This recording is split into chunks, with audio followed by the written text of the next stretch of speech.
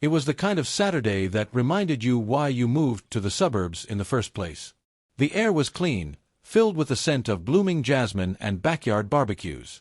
The quiet hum of sprinklers created a soft rhythm in the background, occasionally interrupted by the distant laughter of children playing tag or chasing bubbles. Families were outside. Dogs barked lazily behind fences. Lawnmowers hummed. Someone 2 houses down was grilling burgers, the savory smell drifting through the breeze. It was safe, familiar, predictable, which is why the black SUV stood out like a scar across smooth skin. No one recognized it. In a cul-de-sac where every car was known by color and driver, where parents waved at each other from minivans and teens revved their beat-up first cars, an unfamiliar vehicle was cause for pause. Especially one this aggressive in appearance. It had no plates, no decals, no HOA stickers, no dealership branding. Nothing. Just shiny black paint, tinted windows darker than legal, and a hulking frame that moved slow and deliberate. It rolled to a stop at the curb in front of one specific house. The house where 6-year-old Liam sat cross-legged at the edge of the driveway, completely absorbed in drawing a bright blue T-Rex on the concrete with sidewalk chalk. His mom, watching from the porch, had been sipping iced tea. She smiled at the way he hummed to himself, oblivious to the world. His blonde curls glowed in the sunlight. His face was smudged with blue and green and purple, colors of joy, of innocence. That smile froze the moment the SUV stopped. She didn't know why at first. Just a mother's instinct kicking in. Something was wrong. Something off. The air shifted. 2 men stepped out. They were dressed in matching uniforms, dark navy, crisp and clean, but with no identifiable markings except for a bold white patch that read, HOA. No names. No badges. No visible rank. Just mirrored sunglasses and a posture that screamed authority. Or at least tried to. The taller of the 2 looked military, broad shoulders, square jaw, shaved head. He carried a clipboard like it was a weapon. The other was twitchy, smaller, with darting eyes and a jumpy gait. They moved with purpose, scanning the area like they had the right to. They didn't belong here. That much was immediately clear to anyone paying attention. But they acted like they did. The tall one stepped forward, his eyes on Liam. The clipboard in his hand seemed more for show than function. "Sidewalk defacement," he said gruffly. Liam didn't look up. He was coloring in his T-Rex's teeth. The boy's mom stood, coming down the porch steps. "Excuse me. HOA policy prohibits unauthorized markings on shared property," the man replied without turning his head. She blinked. "That's not shared property. That's our driveway." The wiry man was already crouching. "Ma'am, we're going to need to speak with the child." And before she could say anything else, he grabbed Liam's wrist. The world seemed to tilt. Liam let out a small gasp, not in pain, but confusion. His chalk dropped to the ground. His little fingers instinctively tried to pull away. "What are you doing?" his mother screamed, rushing forward. The wiry man straightened, attempting to pull Liam toward the SUV. "He needs to come with us. HOA security needs to ask him some questions." The taller man stepped in front, placing himself between her and her son. "Step aside, ma'am. We're authorized." "Authorized by who?" she shouted, shoving past him.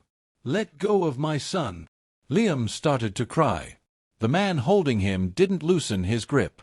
And that's when she knew. They weren't real. No HOA representative would ever grab a child. No community rulebook justified dragging a 6-year-old into a vehicle. The taller one tried to reassert dominance. "Ma'am, this is a violation. We're within our rights to remove." The front door behind her opened. She didn't even look back. She knew the voice instantly. Steady. Calm. A voice that made enemies freeze and soldiers follow. Her father. Ron Sanderson. "I suggest," he said, voice low but firm, "you take your hands off my grandson." "No." The taller man turned. Ron was a presence. 6'3", built like a boulder, salt and pepper hair close-cropped, and a stare that could crack concrete. He wore an old worn army t-shirt, faded jeans, and held a steaming mug of black coffee like he hadn't even broken stride. But his eyes, they burned. Not with anger, with calculation. He was assessing, preparing, already 10 moves ahead. The man holding Liam hesitated. Ron stepped closer. "You're impersonating HOA enforcement," he said flatly. "And you're about 5 seconds from regretting it." "Sir, we're conducting." Ron cut him off. "No badge. No ID. No paperwork. I know the real board. You're not them." He pulled out his phone, hit record, and held it up. "Now let go of the boy. Or go viral for felony assault on a minor. Your choice." The tension snapped. The twitchy man suddenly yanked Liam harder. Everything moved at once. Liam screamed. The mother lunged. But Ron was already in motion. His mug dropped, shattering. His phone hit the grass, still recording. In one fluid burst, he closed the distance between them, like a missile launched from decades of discipline and instinct. He didn't punch. He didn't yell. He hit the man like a linebacker, shoulder first, lifting him off his feet and driving him straight into the pavement. The impact was brutal. A sickening crack echoed down the block. Liam tumbled free. The taller man turned, stunned, and too slow. Ron was up again in a flash. He spun, stepped, and slammed the second man against the SUV with a force that made the entire vehicle shake. He pinned his arm behind his back, locking it in place. "Keep struggling," he growled, "and I'll break it." The man whimpered. His bravado was gone. Neighbors poured out of their homes. Phones came up. Cameras rolled. And the sirens, real this time, were already on their way. The sound of that impact, bone on concrete, echoed louder than it should have, like a gunshot in a canyon. The wiry man hit the ground with his entire weight, the back of his head smacking the pavement so hard I thought he might have blacked out instantly. Liam stumbled backward into my arms, shaking, crying, his tiny hands clutching at my shirt like a lifeline. I knelt, wrapping myself around him, heart thundering. Gasps rang out across the block. A dog started barking 2 houses down. The air itself seemed to stop moving. Time had snapped, bent, and now it was spiraling forward like a rubber band stretched too far. The bald one, the so-called lead enforcer, turned to look, stunned, but he was next. And Dad wasn't even close to being finished. The taller man hesitated, just for a breath, but that's all my father needed. He stepped into motion again, his movements precise and terrifying in their efficiency. With a pivot so fast I barely saw it, he closed the gap, reached for the man's wrist, twisted it behind his back, and slammed him against the SUV so hard the entire vehicle shook. The man cried out, breath whooshing from his lungs as metal groaned under the impact. "Keep talking," Dad growled, pressing harder. "You assaulted," the man gasped. "You're damn right I did," Dad cut in, his voice flat and lethal. "I've taken down worse than you in pitch-black combat zones. One arm. No backup. You think I won't end this right now?" The man whimpered. Dad's eyes never blinked, never looked away, like he was back in some faraway battlefield instead of our suburban driveway. And in a way, maybe he was. Because to him, this was war.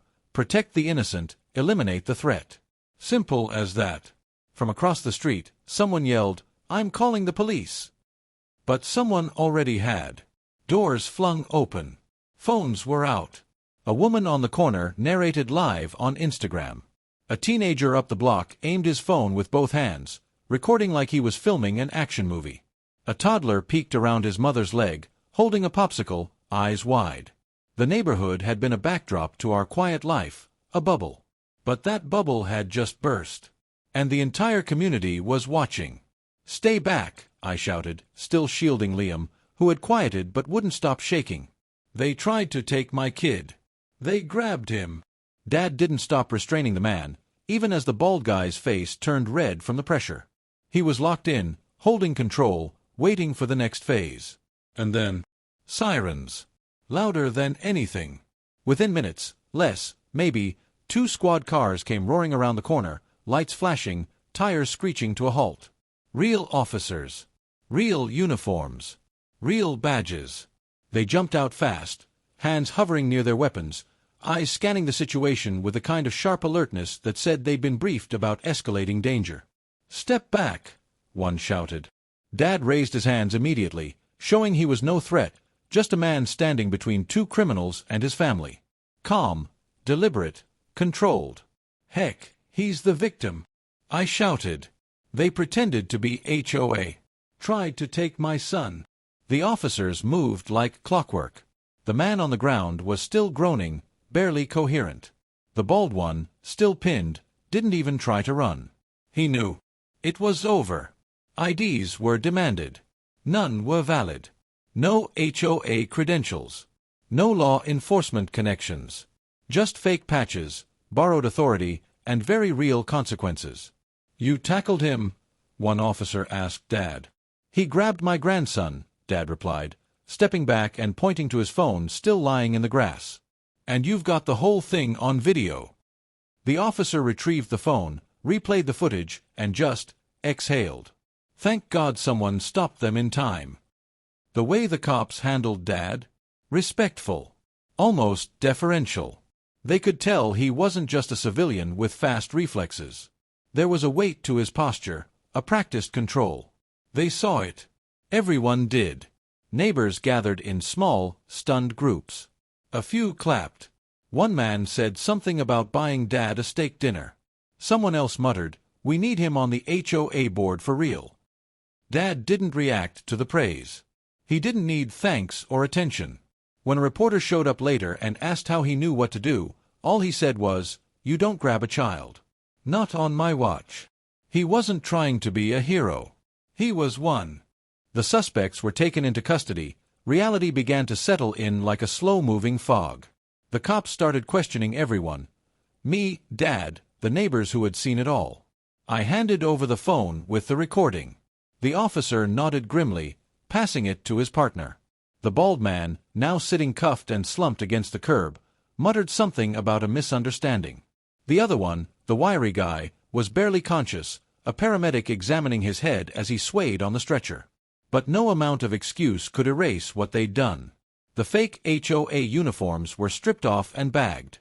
A search of their SUV revealed duct tape, zip ties, a burner phone, and a file folder with a disturbing list of addresses and notes. Our address was circled. Next to it, "Kid, alone often.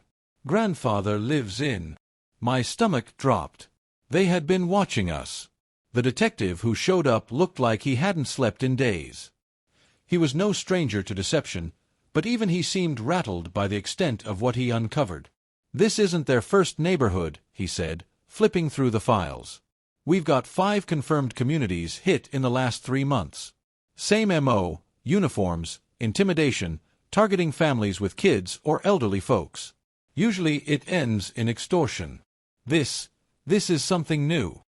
"You think they were going to abduct him?" I asked, still holding Liam close. "I think they were escalating. You stopped it in time." My dad, standing beside me, said nothing. He just stared at the folder, jaw clenched. What we'd stopped wasn't random. It was a pattern. And our house had been next. News vans arrived within hours. The footage Dad had captured, coupled with the neighbors' recordings, was all over local news by sunset. By morning, it had gone viral. Headlines screamed, "Veteran saves grandson from fake cops in broad daylight." "Kidnapping attempt foiled by retired Army hero." "Fake HOA enforcers taken down in suburban showdown." Reporters camped outside our street. Someone started a GoFundMe for Liam's hero grandpa. Kids at the local school were drawing T-Rexes in chalk as a tribute. The police confirmed it publicly: attempted kidnapping, impersonation of an officer, conspiracy to commit extortion. The DA wasn't just pressing charges, he was going all in. The footage was too clean, the evidence too stacked. They were done. In the days that followed, Liam didn't talk much. He wouldn't touch the chalk, didn't want to go outside. Every time a car passed slowly, he'd flinch. We gave him space. Therapy sessions. Time. But one afternoon, I found him on the driveway. The blue chalk in his hand. Drawing again. "What's that, baby?" I asked softly. He looked up. "It's Grandpa. And me. And the dinosaur. He's protecting us." I swallowed the lump in my throat. From that moment on, the T-Rex became a symbol. We painted it into the concrete. A permanent reminder. Not of fear, but of what happens when someone strong stands up to evil. Months later, the trial was swift. Guilty on all counts. The ring was larger than we thought. 2 more accomplices caught trying to impersonate utility workers in a nearby town. The judge didn't hesitate. Your actions were calculated, predatory, and terrifying. You underestimated your victims. And you never expected to be stopped by someone who'd seen worse and wouldn't flinch. The sentence was long. The concrete they once tried to drag my son across? Now they'd be seeing a lot more of it, from behind bars. As for Dad, when the city council tried to name a street after him, he waved it off. I didn't do it for thanks, he said. I did it because it was right. And Liam? He drew a new T-Rex, this time with army boots. We framed it and hung it by the front door. Where everyone can see, this house fights back.